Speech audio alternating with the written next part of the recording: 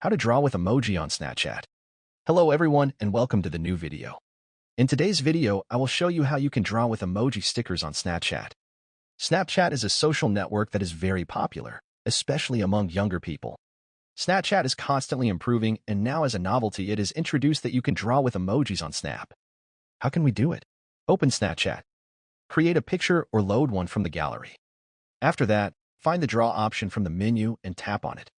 Here you can now choose the color you want to draw with or choose an emoji by tapping on the last option. As you can see, you can choose one of the offered emojis. I will choose this one. After that, try to draw something on the picture with your finger. As you can see, the drawing is filled with emojis that we have chosen. Now you can send your snap to your friends or post it on your story. That's it for this video.